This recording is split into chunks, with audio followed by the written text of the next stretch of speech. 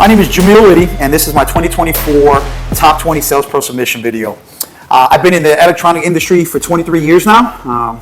Years have gone by real quick, but yeah, 23 years. I've been at Traffic Jams Motorsports since 2007. Traffic Jams Motorsports in Buford, Georgia, the one and only.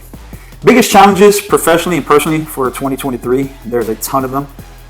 It has been a very challenging year personally for me. I had one of my best friends pass away from cancer last year, a long 2-year battle of cancer, and it put life in perspective for me. Just a lot of stuff personally with my family, with my kids, work, employees, customers. I started learning that what we do as sales pros in our industry, it's fun, and I've learned how to enjoy that again. For a long time, it was just a routine, and now I've learned that life is short, man. Enjoy while we're here. You know, enjoy the roller coaster we're on. Professionally, I had to jump back on the sales floor. We were very short staffed on the sales floor, and I had to fill in the shoes that were missing, which has been fun. I've actually it's been refreshing because I was able to get back and talking to customers daily, building projects, designing projects, hearing what customers want, and seeing that we're able to produce the final product from the beginning to the end. So professionally, getting my feet, I would say, wet again on the floor has been my biggest challenge. We brought on some more staff on the sales floor now, and the next challenge is going to be training them to the Traffic Jams Motorsports way. So, it's been a trying year, but we're here, and it was fun. And, you're only as good as your trials and tribulations, and we're on the other side of it now. So those have been my biggest hurdles this year. How coworkers would describe me? That's a trick question, guys. That is a trick question, because depending who you ask, you'll get different answers. But to me, I feel like I am the energy of the shop. If my energy's off, the shop is off. If my energy's on, man, we're hitting on all cylinders, man. We feel like we're Ferrari rolling down the street, man. So I bring a lot of energy to the table. I'm very punctual. I'm very, very OCD. So it's one of these things where they may say I'm a little tense because I just like things to be right. I like things to follow structure. So yeah, that may be, you get different answers from different coworkers, but I would say that my energy is what is the most key thing that they will say.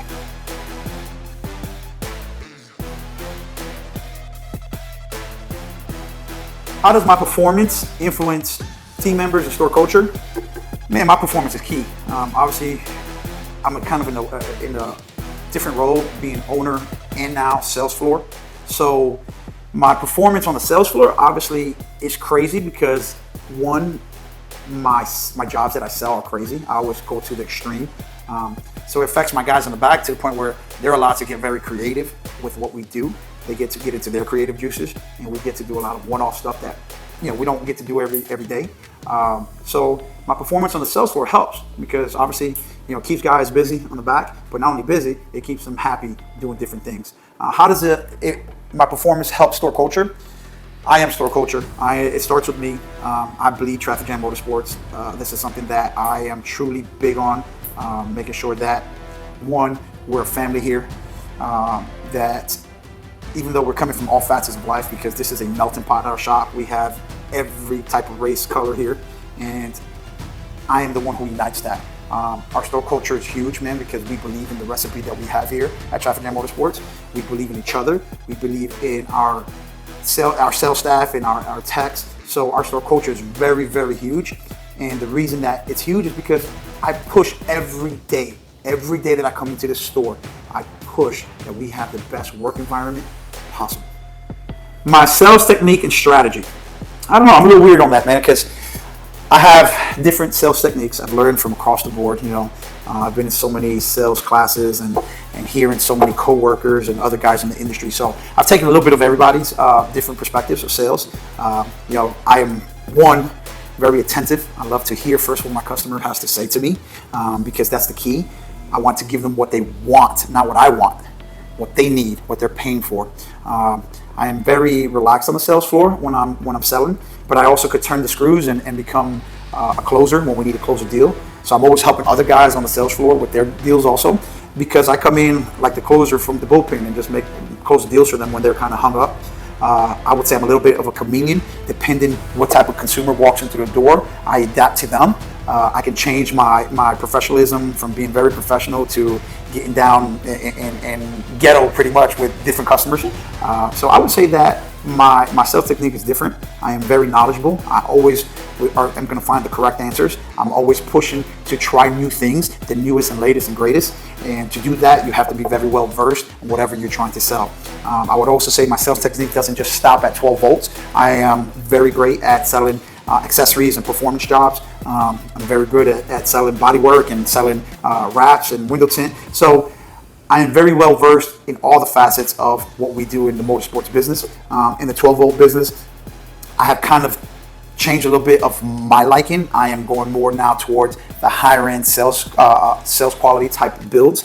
So I've had to educate myself a lot more on these higher end companies, and it's something a little bit different for me, but I'm loving it a lot, and I'm loving it because I'm being able to educate myself a little bit more on that situation and those different topics.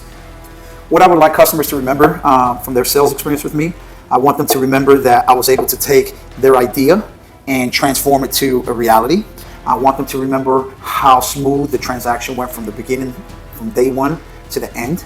I want them to remember that they're getting professionalism, a customer service, the best customer service out here. I want them to remember that they chose Traffic Jams Motorsports. I want them to know that they chose me to guide them in their project. I want them to feel comfortable. I want them to, when they leave, that they know that they got what they paid for and that they're going to be able to enjoy whatever we did for them for a long time. I also want them to know that if they do have some type of issue, that the door is wide open. We're very friendly in customer service to take care of any of the problems that we may have post-sale.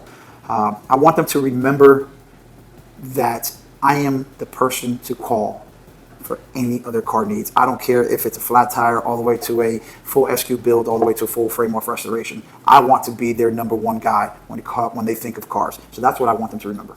People, lessons, or experiences that have positively influenced me. Got a lot of people, man. I have a lot of people in the industry, a lot of people in my corner.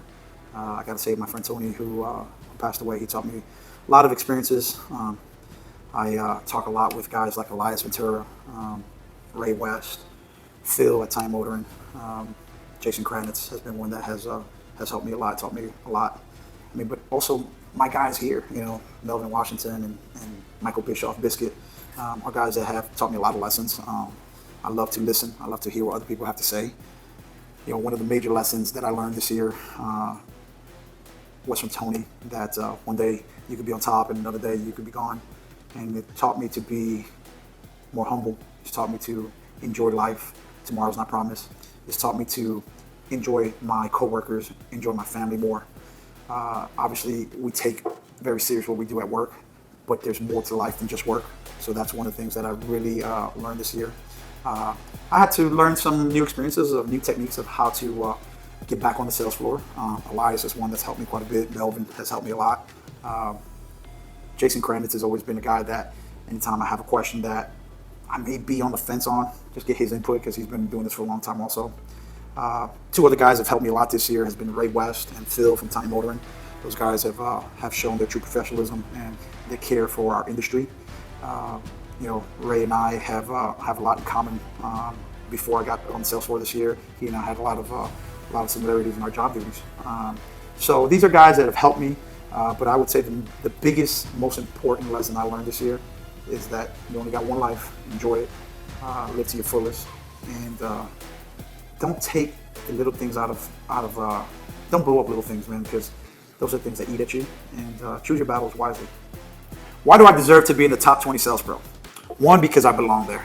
I know that my skill on the sales floor warrants a top 20. Last year, I made top 5. Due to life circumstances, life events, I bowed out after the top 5 sales round. I didn't submit a video last year for Sales Pro of the Year. I wasn't in the right state of mind. This year, I've come refreshed. I've come with a different outlook in life, a different outlook in our industry. So this year, I'm shooting for that top spot. Dan has been a great Sales Pro winner. He's shown what it takes to be a Sales Pro. He's shown the duties that it comes with, and I think I'm ready for that this year. I think that last year I was well deserving that top 5, and this year with what I've had to endure and what I've had to go through being on that sales floor, it has prepared me for this award. I see the guys, the previous winners, they all have been great. Elias and Robert and Jason, Dan, Jason Cook, Jason Kranitz. I think it's time for my name to be on that award and bring it back to Traffic Jams Motorsports.